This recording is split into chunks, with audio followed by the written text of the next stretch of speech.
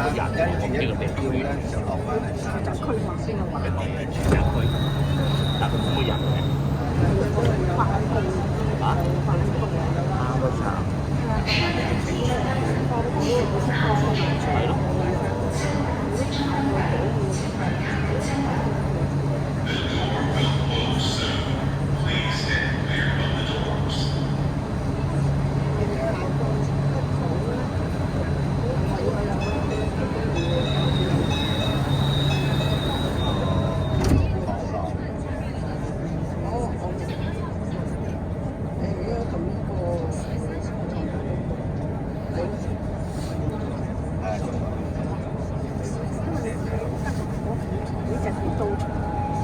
下一個站。坐唔係問題啊，我驚個爛。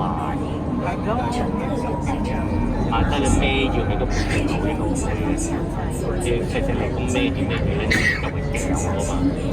抽住佢先做啦，係孭住喺個半條路咧應該唔會，即係等一個半路嘅邊嗰度，對入邊嗰度。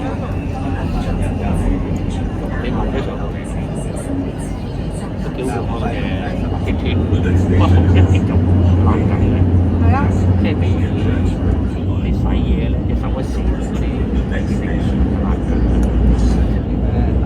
以前嘅真係慢行過條路邊嗰啲力好㗎嘛，呢個嘢成㗎嘛。即係硬碰硬咯。係啊，我第一次打爛嘅喎。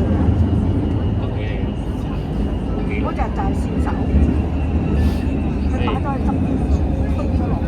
人哋食早餐嗰隻嘅飛咗個地下嗰度打咗佢。嗰隻法國嘅，法國係啊，發咗嗰隻嘢啫。嗰隻法國。